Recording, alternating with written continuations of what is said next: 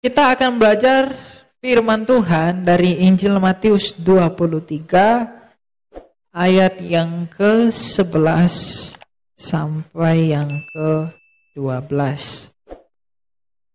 Dalam perikop ayat ini adalah tentang Yesus mengecam ahli-ahli Taurat dan orang-orang Farisi. Apa yang diperkatakan oleh Tuhan kita? Dikatakan demikian, siapa saja yang terbesar di antara kamu, hendaklah ia menjadi pelayanmu. Siapa saja yang meninggikan diri, ia akan direndahkan. Dan siapa saja yang merendahkan diri, ia akan ditinggikan. Sekali lagi, siapa saja yang terbesar di antara kamu, hendaklah ia menjadi pelayanmu. Siapa saja yang meninggikan diri, ia akan direndahkan. Dan siapa saja yang merendahkan diri, ia akan ditinggikan. Tadi pagi kita berbicara pada hal yang sama, tentang manusia yang meninggikan diri dan merendahkan dirinya. Kalau tadi pagi kita sudah belajar bagaimana pemungut cukai itu merendahkan dirinya, dan bagaimana orang Farisi itu meninggikan dirinya, tetapi yang diperkenankan oleh Allah adalah dia pemungut cukai itu. Maka sekarang adalah ajakan dari perendahan diri itu untuk apa dan bagaimana ke depan. Tapi Kristus kita telah berkata, siapa saja yang terbesar di antara kamu, hendaklah ia menjadi pelayanmu. Apa artinya siapa saja yang terbesar di antara kamu, hendaklah ia menjadi pelayanmu? Itu mengacu kepada Kristus sendiri, kepada dirinya sendiri, bahwa memang ia adalah yang terbesar di antara segala sesuatu, tetapi bahkan ia menjadi pelayan. Ia yang menggenggam segala sesuatu telah datang ke dunia ini merendahkan dirinya, yang dengan demikian maksud kedatangannya adalah ia ingin melayani manusia. Ia datang ke dunia bukan tanpa tujuan, tapi ia datang ke dunia adalah untuk tujuan yang satu, yaitu mengembalikan dan memulihkan semua manusia kepada tujuan yang semula mengapa kita ada. Mengapa manusia ada sejak semula? Apakah hakikat dari manusia itu? Apakah hakikat dari Adam itu sejak semula? Itulah yang ditegaskan dan diajarkan oleh Tuhan kita kepada segenap manusia, segenap pelayan, rohaniawan, dan segenap umat yang menjadi Kristen. Mengapa Kristus datang ke dunia? Apakah tujuan ia datang dalam inkarnasinya? Apakah tujuannya datang dan tunduk di dalam kehendak Bapanya yang mulia? Sebelum ia mengajarkan kepada seluruh manusia, siapa yang terbesar di antara kamu hendaklah ia menjadi pelayanmu. Sebelum ia mengatakan itu, tapi pada saat yang sama dia telah melakukan itu. Jadi Kristus Yesus dari Nazaret yang disebut anak Maria datang ke dunia ini mengajarkan sesuatu hal yang tidak ada pada hikmat dunia, tapi ia sendiri telah ada di dalam hikmat itu. Kristus yang adalah Allah, dia yang adalah firman Allah yang setara dengan Bapanya. Ia sejak kekal ada di dalam kemuliaannya. Ketika Kristus Tuhan kita itu berseru, "Ya Bapa, bermuliakanlah aku dengan kemuliaan yang kumiliki di hadiratmu sebelum dunia ini ada." Artinya Kristus itu dalam hakikatnya sebagai firman Allah sudah sejak kekal bersama dengan Bapanya ditinggikan dan dimuliakan oleh para nabi. Tetapi ketika ia datang ke dunia, seperti perkataan surat kiriman Rasul, ia berkata, ia tidak menganggap kesetaraannya dengan Allah. Jadi dia yang adalah yang empunya segala sesuatu demi kerendahan hatinya, yang dengan demikian juga demi kasihnya kepada manusia yang bukan apa-apa ini, yang kotor, yang hina dan yang berdosa ini, tetapi demi kasihnya ia datang merendahkan dirinya dan melayani kita semua. Jadi ia yang adalah pribadi terbesar melayani kita yang bukan siapa dan apa-apa. Dan pelayanan yang ia lakukan bukan hanya memberitahukan sabda yang benar, tapi jauh lebih tinggi daripada itu semua. Sebab ia sendiri pernah bersabda bahwa tidak ada kasih yang lebih besar daripada seseorang yang memberikan nyawanya bagi sahabatnya. Tetapi kita terhadap Kristus, dan Kristus terhadap kita bukan tentang sahabat, tapi tentang ciptaan dan pencipta. Tapi jikalaupun demikian, walaupun kita berbicara antara ciptaan dan ciptaan, pencipta dan pencipta, ia datang merendahkan dirinya menjadi manusia. Dan puncaknya adalah ia mati di atas kayu salib sebagai tanda kasihnya yang tiada bandingnya demi umat manusia. Jadi ketika ia berkata, siapa yang terbesar di antara kamu hendaklah ia menjadi pelayanmu. Karena ia pun datang dengan maksud yang sama. Jadi ketika Kristus yang mempunyai segala sesuatu datang ke dunia ini, dan menjadi sama seperti kita dengan maksud melayani kita, melalui kematiannya di atas kayu salib, dan memenangkan semua orang yang ada padanya melalui kebangkitannya, maka kita pun yang mengaku mengikuti dia, hendaklah menjadi sama seperti dia. Mengapa kita harus percaya kepada Kristus? Seperti yang telah saya ajarkan di dalam kemarin, bahwa karena memang tidak ada yang seperti dia. Bahwa hanya ia satu-satunya pribadi yang telah bangkit dari kematian, itu mengajak semua manusia yang akan mati untuk percaya kepada dia, agar semua manusia itu tidak tetap di dalam kematian itu. Mengapa Kristus harus mati? Mengapa ia datang ke dunia ini? Percaya kepada Yesus sebagai satu-satunya jalan keselamatan. Itu bukan ideologi kekristenan. Itu bukan filsafat kekristenan. Mengapa semua orang harus percaya kepada Yesus sebagai syarat yang mutlak? Itu bukan karena teologi dan dogma Kristen saja. Tapi karena apapun agama orang, apapun kepercayaan orang, dari manapun dia dilahirkan, pada kebangsaan apapun dia, di etnis manapun dia, seluruh manusia sejak zaman Adam itu hanya merindukan satu hal dan menakuti satu hal. Manusia itu merindukan kehidupan dan menakuti kematian. Tapi bagaimanapun semua orang akan mati, dan tidak ada satupun yang telah menyelamatkan dirinya dari kematian itu.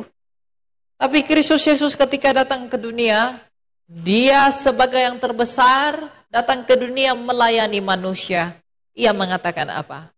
Lihatlah, aku telah mati, namun aku telah hidup kembali. Jadi ketika ia bangkit dari kematian, ia ingin memberitahu manusia, wahai manusia yang akan mati, wahai manusia yang akan mati, jikalau kamu tidak ingin ditelan oleh kematian itu untuk selama-lamanya, percayalah kepadaku sebagai satu-satunya pribadi yang telah membuktikan bahwa aku telah menang atas kematian itu. Dan di luar dia tidak ada yang seperti dia. Jadi tidak ada alasan bagi siapapun untuk menolak Yesus kalau ia mau memperoleh hidup. Jadi agama tidak menyelamatkan, itu benar. Kepercayaan tidak menyelamatkan, itu benar. Tapi Kristus yang menyelamatkan. Menyelamatkan dari apa? Dari kematian. Di manakah Kaisar Roma yang begitu besar dan agung itu? Di manakah pemimpin-pemimpin dinasti Tionghoa? Di manakah Cleopatra?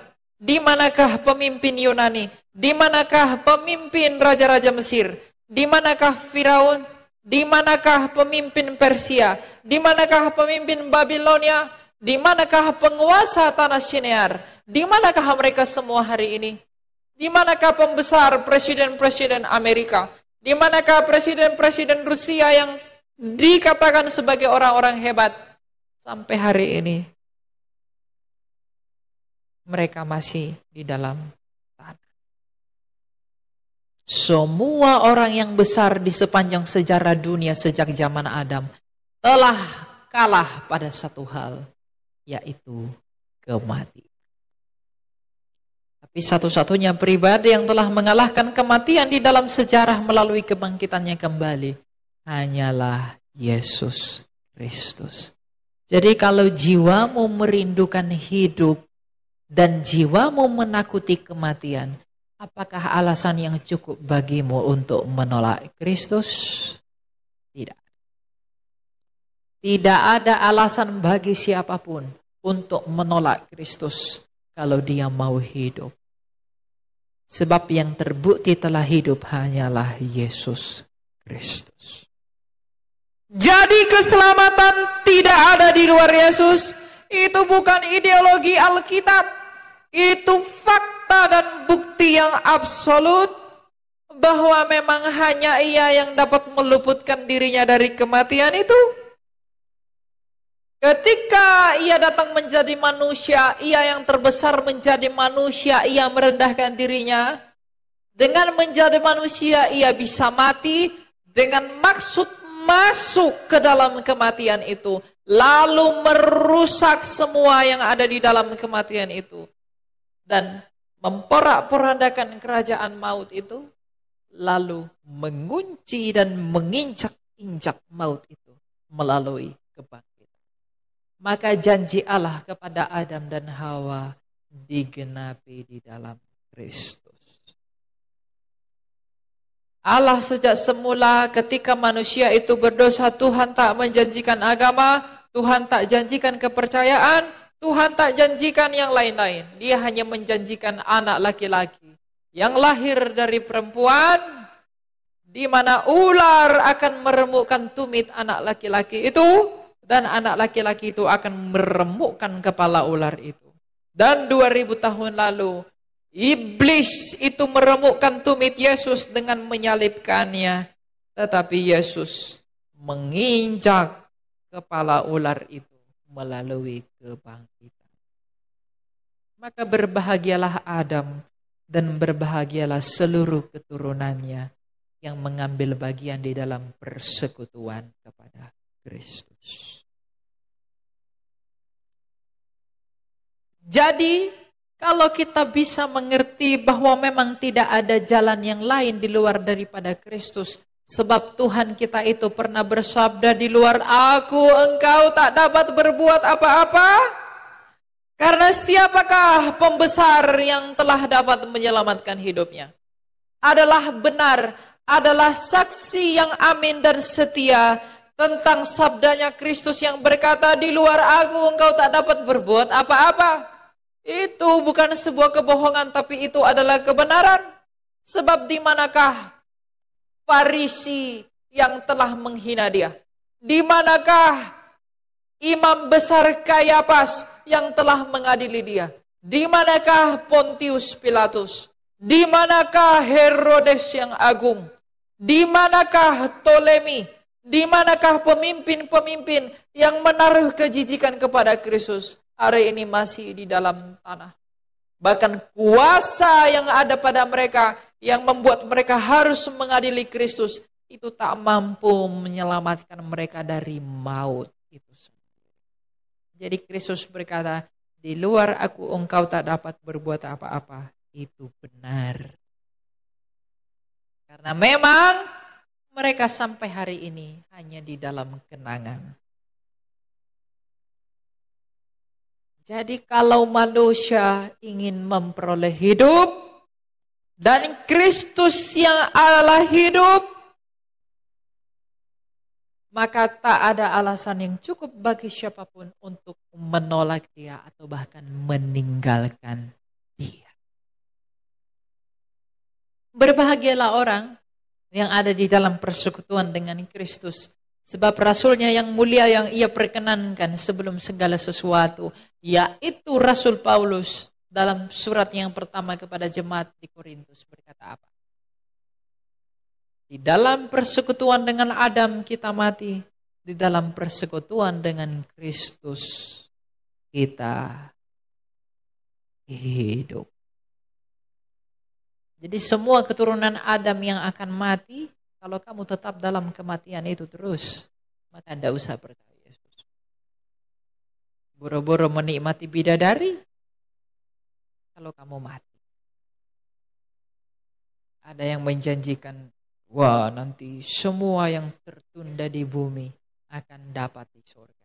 Gimana kamu bisa dapat itu dalam keadaan gosong? Tidak bisa. Itu bodoh. Ya, Kristus itu menjanjikan satu hal, dia tidak janjikan lain, kamu selamat. Kalau kamu selamat, kamu bisa dapetin yang baik-baik itu. Tapi kamu akan mendapatkan sekelompok ini, dapatkan yang cantik, dapatkan yang tampan begini. Tapi tidak selamatkan dari hidup, tidak mengalahkan kematian itu. Gimana orang mati bisa menikmati? Apakah orang mati bisa makan minum? Apakah orang mati bisa menikmati yang enak-enak? Apalagi jiwa orang dalam kematian. Alangkah hanya mimpi dan sungguh malang. Kalau ia bermimpi, ia akan memperoleh hal yang enak. Sedangkan ia tidak mengikat dirinya pada yang menang, yang adalah Kristus. Jadi kalau ada anak-anak muda berpikir bahwa ada jalan keselamatan di luar Yesus, bodoh sekali. Kalau ada yang berpikir bahwa di luar Yesus ada jalan kemenangan, itu jalan yang palsu. Karena memang kamu tidak bisa menunjukkan satupun yang seperti dia. Tidak ada yang seperti Kristus, dan memang tidak ada yang seperti dia. Itu menjadi bukti bahwa memang keselamatan itu hanya ada pada dia. Maka benarlah perkataan Rasul Lukas dalam Kisah Rasul 4 ayat 12. Bahwa tidak ada keselamatan selain di dalam dia, Yesus Kristus. Terlebih-lebih lagi, benarlah sabda Tuhan kita dalam Injil Yohanes berkata, Yohanes 8 ayat 24, jikalau kamu tidak percaya bahwa akulah dia, kamu akan mati dalam dosamu.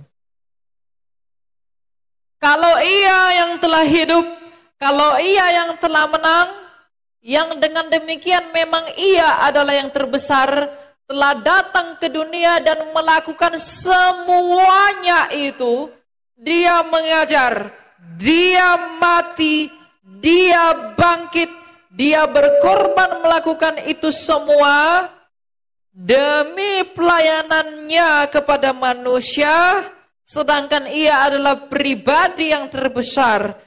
Lalu ia datang ke dunia merendahkan dirinya dan melakukan itu semua demi saya dan kamu orang-orang yang hina ini.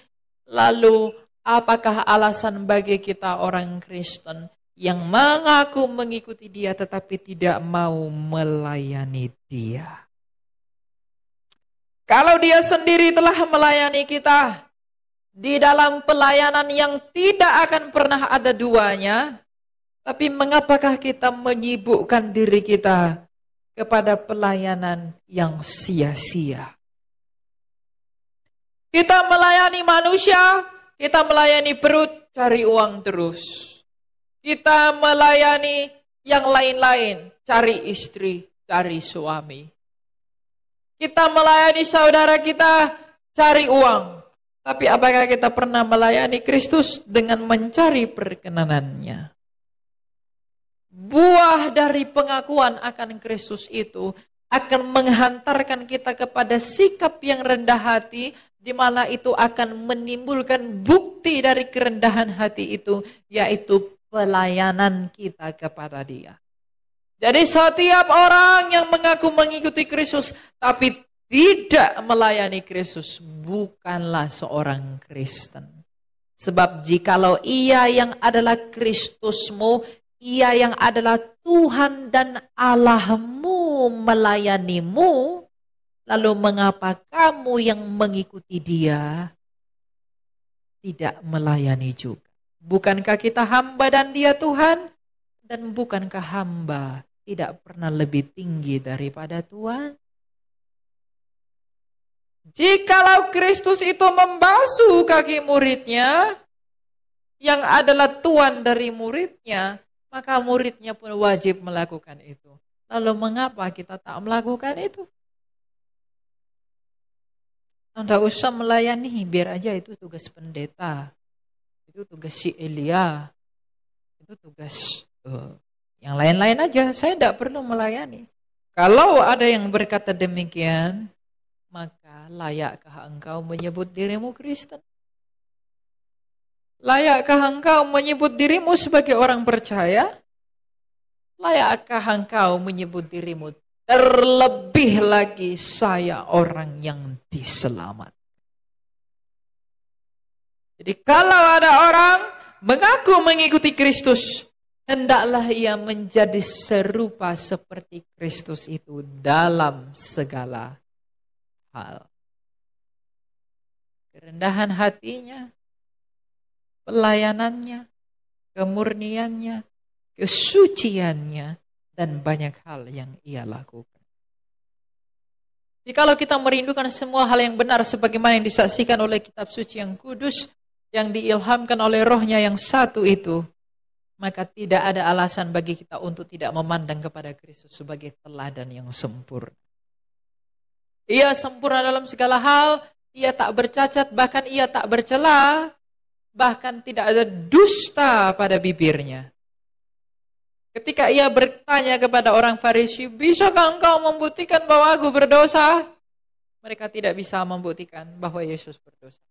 Bahkan ketika ia diperhadapkan dengan pengadilan Pilatus, Pilatus pun mengatakan, aku tak menemukan kesalahan apapun pada orang ini. Artinya, ia memang tidak berdosa. Tapi jikalau ia pun yang tidak berdosa itu harus mengalami penderitaan yang begitu menyedihkan. Lalu siapakah engkau yang adalah orang berdosa tapi tidak mau menderita? Siapakah manusia yang mengatakan, Tuhan luputkanlah aku dari penderitaan ini. Lepaskanlah aku dari kesakitan ini. Sedangkan Tuhanmu sendiri menderita, lalu mengapa engkau tidak mau menderita? Bukankah mengikut Dia, ia berkata, juallah semua milikmu, lalu ikutlah aku, pikullah salibmu. Apakah kita seperti pemuda itu yang bersedih lalu meninggalkan Dia? Atau kita seperti murid yang lain yang dengan bersuka cita mengikut Dia di dalam hikmat-Nya yang benar? Jadi kalau ada orang Kristen takut menderita, itu orang Kristen tidak mengerti arti Kristen. Mengikuti Yesus adalah panggilan untuk menderita. Ini mungkin tidak menyenangkan Anda. Tapi percayalah, ini menyenangkan jiwamu. Ini tidak akan menyenangkan telingamu. Karena telingamu itu adalah daging. Keinginan dagingmu itu menolak itu. Keinginan dagingmu itu pengen tidur enak-enak. Pengen makan enak-enak. Tapi keinginan jiwamu, aku ingin murni, dan bagaimana itu dimurnikan? Penderitaan. Sebab ada tertulis bahwa ketekunan itu datang dari kesengsaraan. Kesengsaraan menimbulkan ketekunan, ketekunan menimbulkan tahan uji. Jadi kita sebagai Kristen, apakah yang sebenarnya kita dambakan? Apakah iman yang murni? Apakah cinta yang murni? Atau yang lain-lain? Kalau kita mendambakan iman yang murni, kita ingin cinta yang murni, maka bersiaplah kamu dicuci oleh penderitaan. Tapi kalau kamu tidak mau iman yang murni, atau bahkan jikalau kamu ingin iman yang murni tapi tidak mau menderita, jangan pernah berharap murni. Karena kemurnian Kristus itu pun diuji oleh Bapaknya melalui pencobaannya 40 hari, bahkan melalui penyaliban. Ketika ia naik ke atas kayu salib, ia berseru, tetelestai, sudah selesai. Ia terbukti murni sampai akhir hidup. Bahkan Kristus sendiri yang adalah yang tak berdosa, Allah Sang Bapa membuktikan bahwa dia murni di dalam penderitaan itu. Dan memang benar dia adalah yang murni. Lalu kalau kita merindukan kemurnian iman, lalu kita tidak mau menderita, itu hanya hayalan saja. Nah masalahnya, apakah kita sebagai orang yang mengaku diri kita Kristen, apakah kita menginginkan kemurnian iman? Apakah jiwamu merindukan kemurnian iman?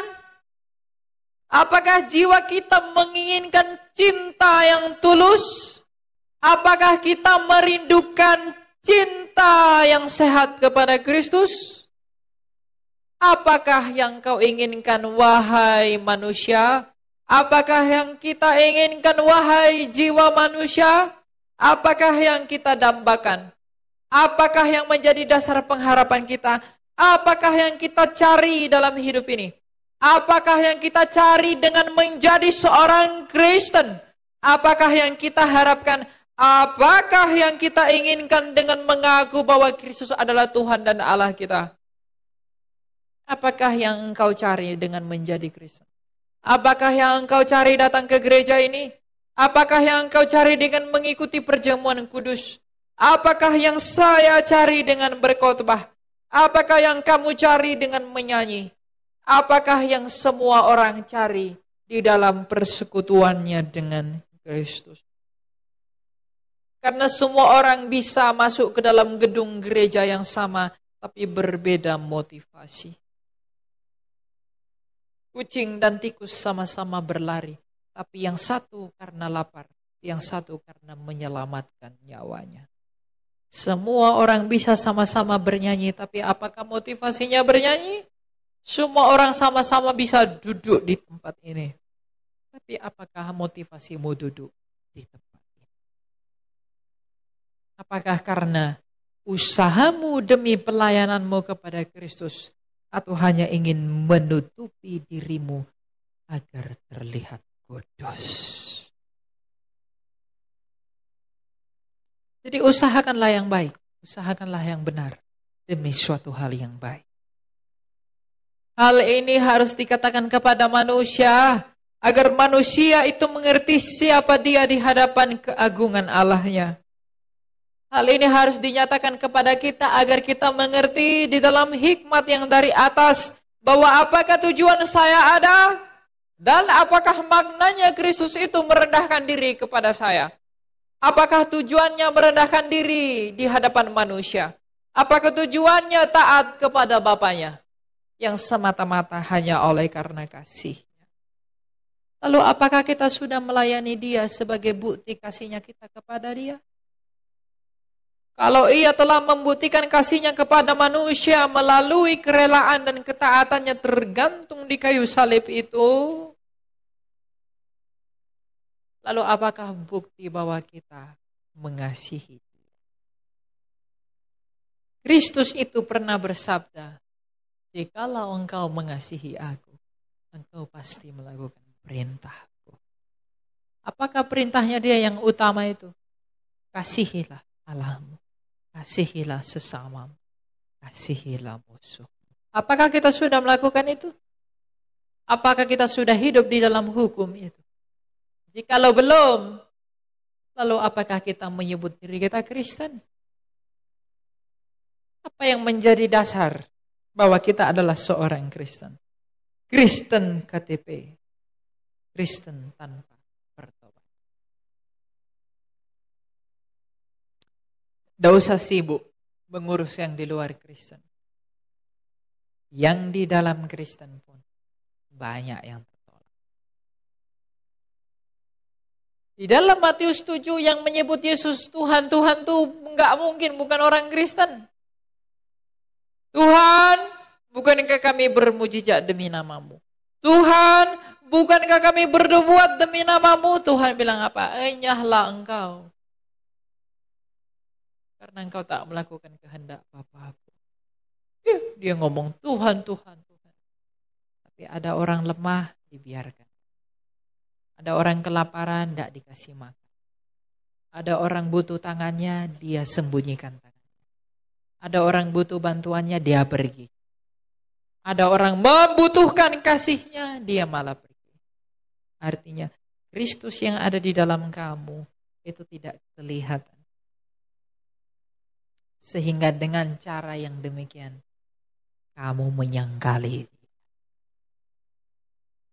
Penyangkalan itu bukan tentang ucapan. Penyangkalan itu adalah tentang sikap hidup. Saya mungkin bisa berkhotbah, tapi kalau hidup saya tidak benar, saya menyangkali dia. Kalau saya tak setia pada panggilan saya yang mula-mula, Tuhan akan buang saya. Kalau saya tak konsisten pada hati yang mula-mula, Tuhan akan buang saya dan tak sulit bagi Tuhan untuk menggantikan saya dengan yang lain. Kalau saya main-main dengan pelayanan saya, bahkan saya pun akan ditepis oleh Allah. Kalau saya tak menjaga kemurnian hati daripada pelayanan kepada Kristus sebagai bentuk syukur kita kepada Dia, Dia pun akan meninggalkan saya. Jangan sesat. Allah tidak membiarkan dirinya dipermainkan. Jadi perhatikanlah ini wahai para pelayan, perhatikanlah ini wahai para umat, dan perhatikanlah ini wahai semua orang. Bahwa kalau Kristus yang terbesar di antara segala sesuatu telah merendahkan dirinya bagi dan demi kasihnya kepada kita umat manusia, tapi apakah yang kita balaskan? Apakah yang kita upahi atas kasihnya itu? Bukankah kita hanya selalu dan selalu mengkhianati Dia dengan segala dosa dan pelanggaran kita? Kalau demikian, kita pun tahu, maka marilah kita sama-sama merendahkan diri kita di hadapan Dia. Karena Kristus itu memang sungguh-sungguh mengasihani kita, tapi Ia tak membiarkan dirinya dipermainkan oleh kita. Oleh karena itu, lihatlah kembali di dalam hatimu, wahai orang Kristen. Apakah yang hatiku ini rindukan? Apakah yang jiwaku ini inginkan? Apakah yang hatiku ini cita-citakan? Demi pelayananku kepadamu ya Kristus yang adalah Tuhan dan Allahku, apakah yang kuharapkan? Kalau aku mau murni, kalau aku mau sungguh-sungguh murni, aku mau benar-benar melayani Tuhan, maka aku harus dipersiapkan oleh instrumen dari ilahi. Apa itu? Bukan ritual-ritual. Tetapi tahan uji dalam penderitaan. Masalahnya banyak orang Kristen tidak mau menderita. Saya katakan orang Kristen yang menderita, berbahagialah kamu. Karena Tuhan tahu kamu mampu menghadapi penderitaan itu, maka Dia limpahin itu kepadamu dengan maksud memurnikan imanmu. Dan kalau imanmu murni, kamu akan tahan uji dan kamu akan berbahagia. Kalau orang menjadi Kristen karena dia mau minta ini, dia mau itu, demi hal-hal yang ada di dunia ini. Ketika itu ia tidak dapatkan, dia akan tinggalkan Tuhan kan? Tidak dapat kok. Cari aja yang lain. Gak dapat, aku cari aja yang lain. Aku tidak memperolehnya. Aku kecewa. lalu tidak mau lagi melayani Tuhan, lalu tidak mau lagi ikut Tuhan, tidak memberi hati lagi kepada Tuhan, lalu dengan demikian itu menjadi alasan bagi dia tidak lagi mengikut Kristus. Itu adalah iman yang berdiri di atas dasar yang salah. Tapi kalau iman kita berdiri di atas dasar yang benar, kita tahan uji dari penderitaan itu, bagaimanapun keadaan hidup kita ke depan, itu tidak akan memengaruhi kualitas imanmu. Jangan minta sama Tuhan untuk mengubahkan hidupmu. Jangan minta. Ubahkanlah, minta kepada Tuhan agar Tuhan mengubahkan hatimu. Karena dari hatimu lah hidupmu terpancar. Maka dikatakan, jagalah hatimu dengan segala kewaspadaan, karena dari situlah terpancar kehidupan. Hatimu yang kamu ubah. Agar apapun keadaan hidupmu, apapun kondisi di luar sana, itu tidak memengaruhi iman. Jadi mintalah kepada Tuhan agar Tuhan mengubahkan hati kita. Berikanlah aku hati seperti hatimu ya Kristus, mencintai kemurnian, mencintai ketaatan, mencintai kesucian, mencintai segala sesuatu yang benar. Sekalipun orang di luar sana menghina aku, sekalipun orang di luar sana mengkhianatiku, sekalipun orang di luar sana memfitnahku, tapi karena hatiku telah benar, hatiku telah berdiri di atas yang benar, itu tidak akan memengaruhi imanku kepadamu. Tapi kalau iman kita berdiri di atas dasar atau suasana hidup kita, hati kita tidak benar, itu akan menjadi masalah. Itulah mengapa banyak orang yang mundur dari pelayanan kepada Kristus. Banyak orang yang meninggalkan Tuhan karena kecewa. Dia berdoa, Tuhan berikan saya uang dengan segini, berkati bisnis saya begini-begini. Ketika itu tak terjadi, dia tinggalkan Tuhan. Dia tidak minta, dia minta kepada Tuhan untuk ubahkan bisnisnya, tapi ia tak minta kepada Tuhan untuk ubahkan hatinya. Sungguh malang sekali.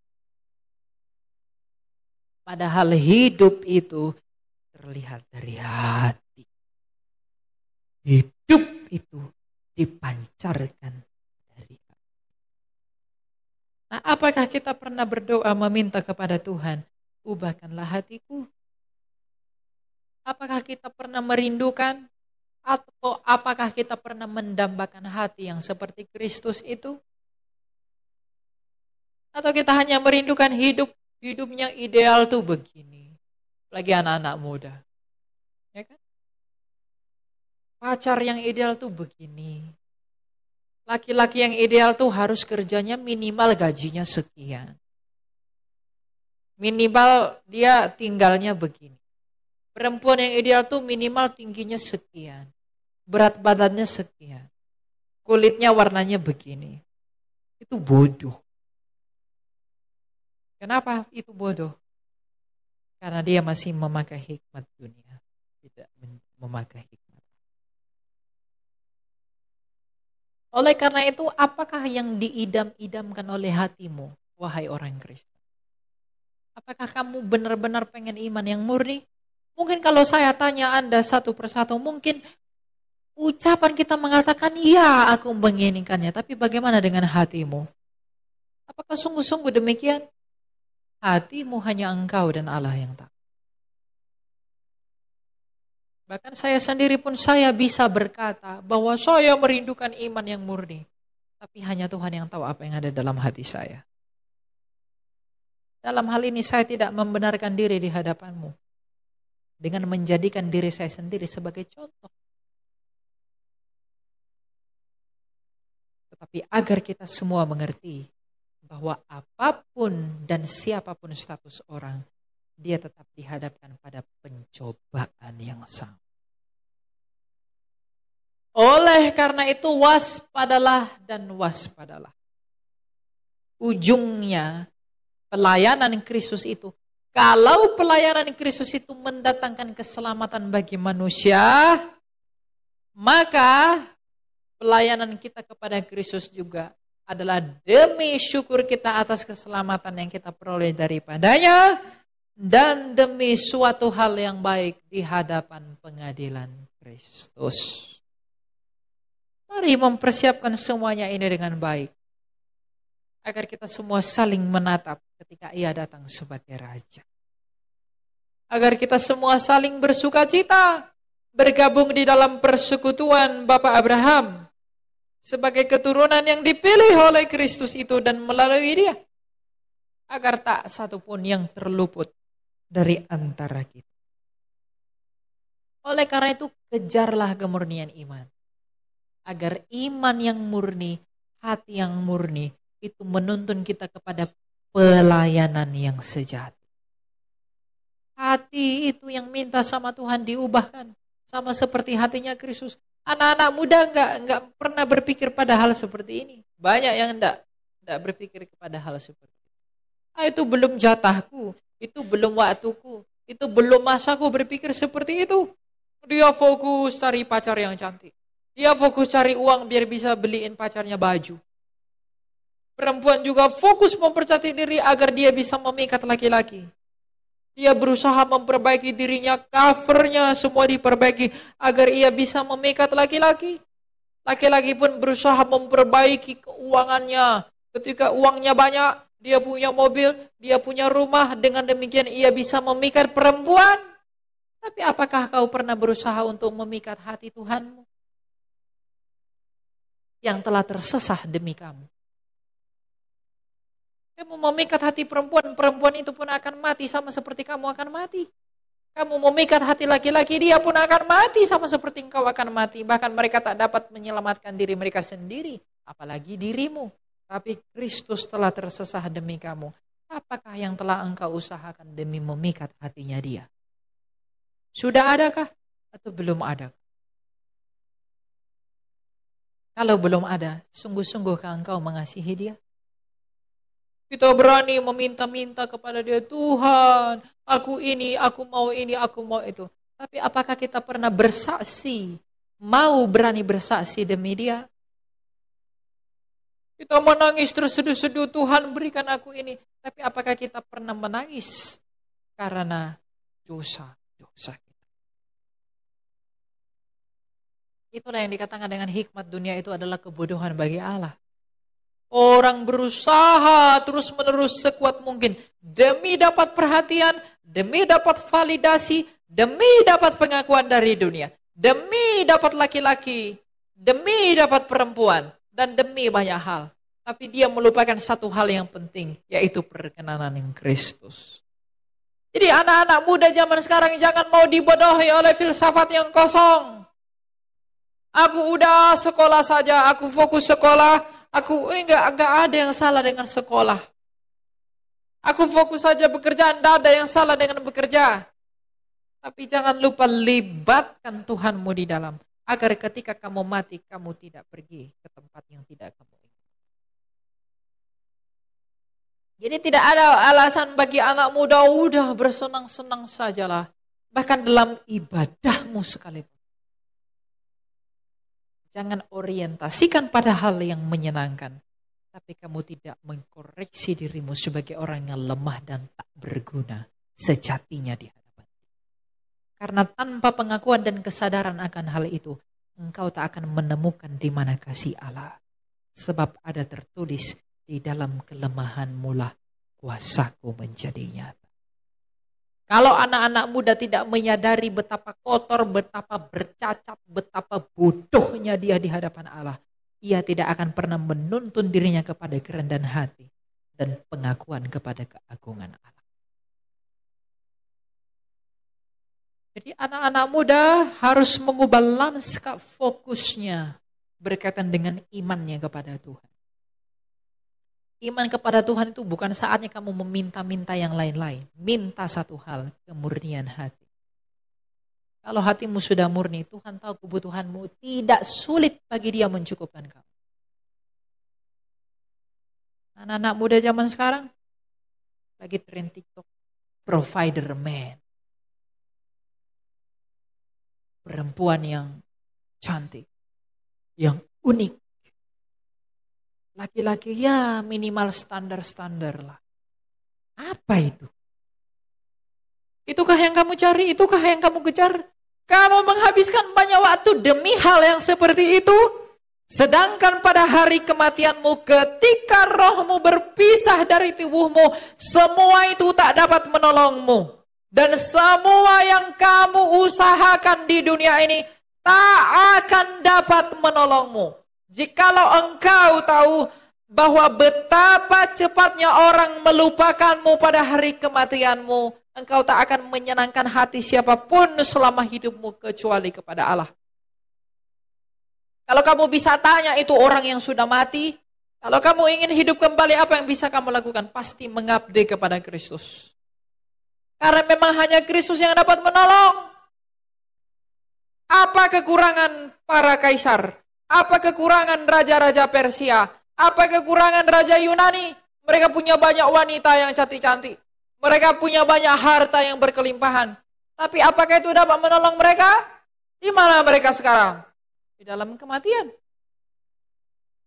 Jadi apa yang mereka usahakan, apa yang mereka anggap sebagai mahkota mereka selama di dunia, mereka diagungkan, mereka dilayani, mereka berlimpah ruah, mereka punya segala sesuatu. Tapi ketika mereka mati, semuanya itu pun ikut lenyap. Itu tak dapat menolong mereka ternyata. Tapi itulah yang berusaha iblis dan dunia ini tanamkan kepada manusia agar ia melupakan Allah.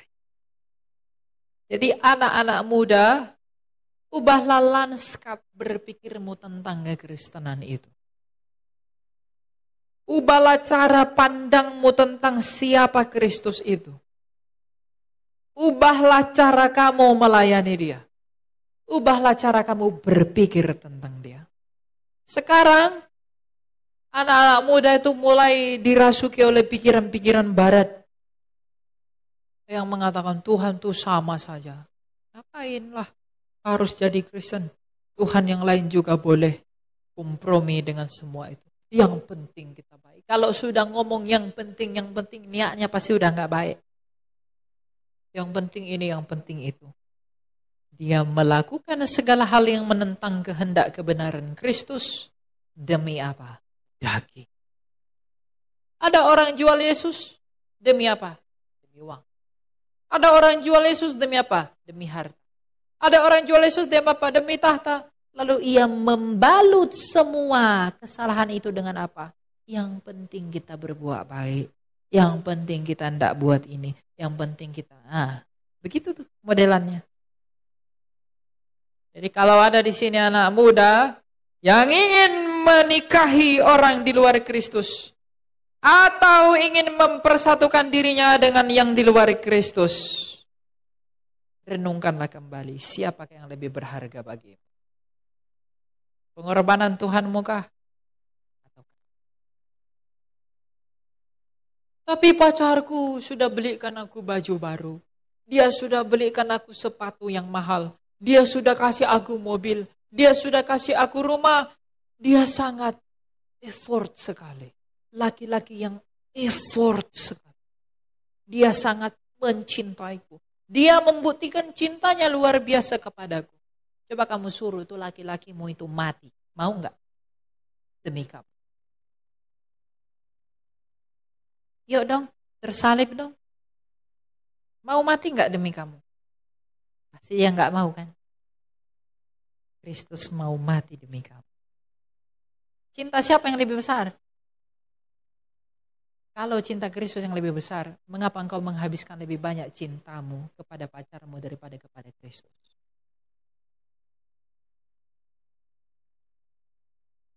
Oh dia tuh perempuan yang baik sekali, dia perempuan yang begini, saya udah berikan ini, itu segala macam.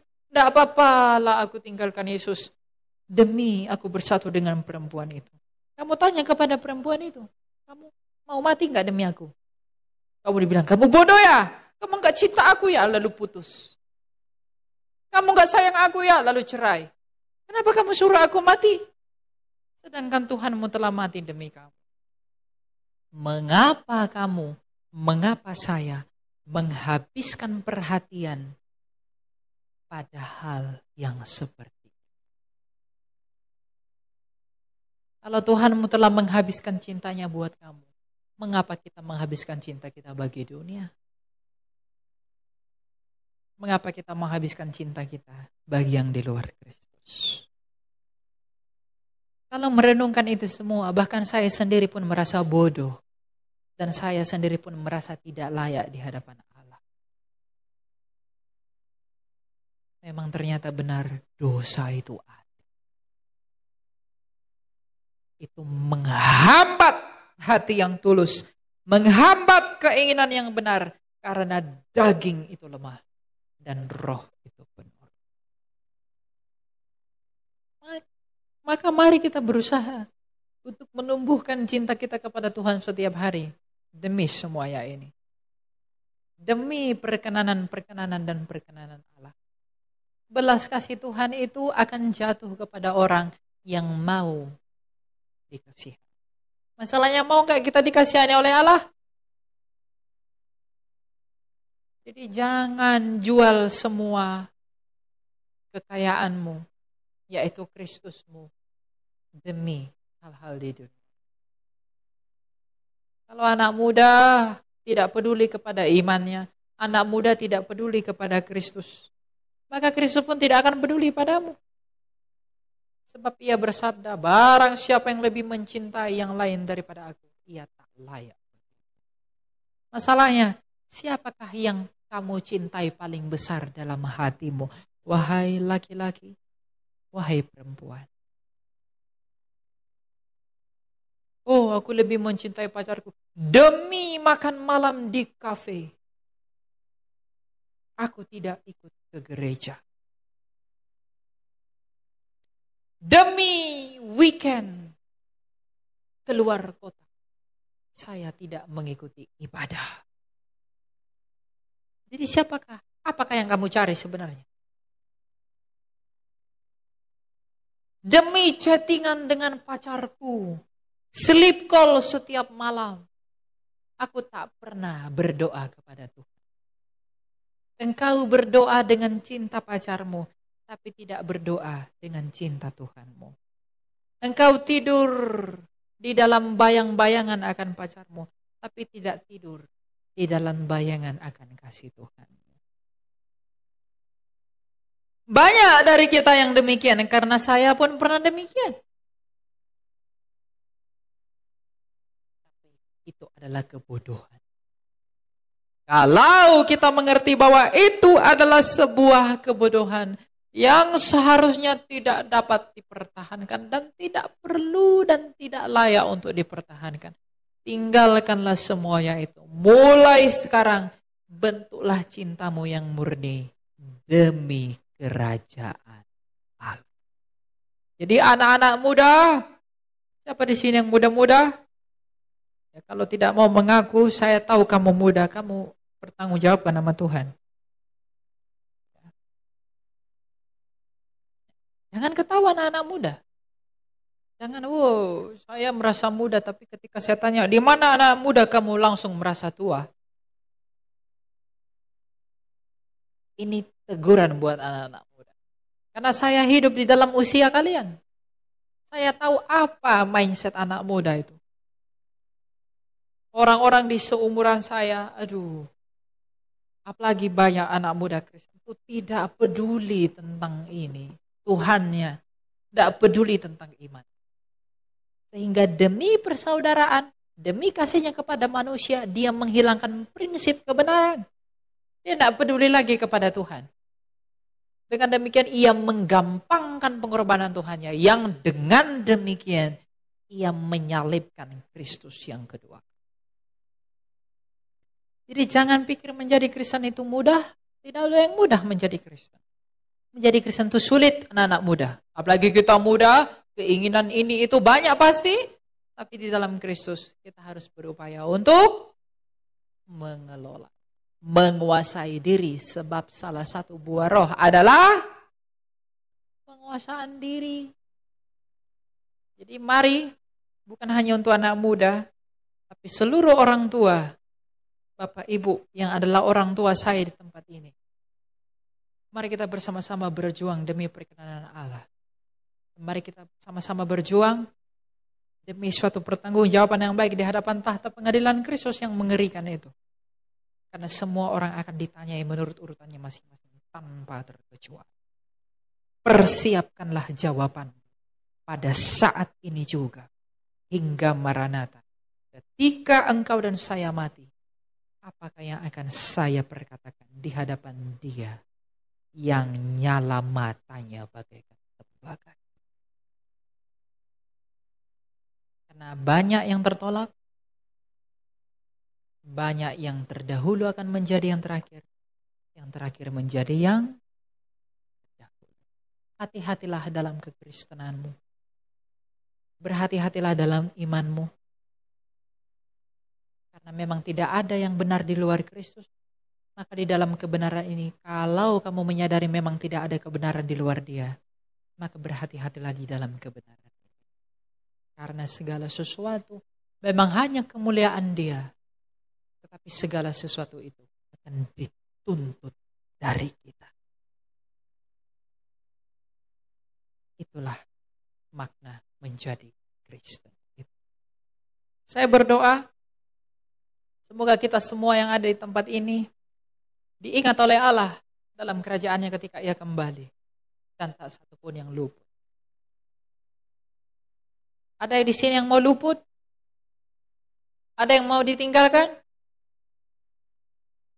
Adakah yang mau ditinggalkan oleh Kristus ketika Ia datang menjadi Raja? Tapi apakah engkau mau menderita demi pemurnian imanmu? Oh, lebih lemas. Semua mau diangkat, semua mau dibawa ke dalam perjamuan kudusnya, tapi tak semua mau menderita demi pemurnian iman. Itu hanyalah hayalan dan hayalan. Tak mungkin.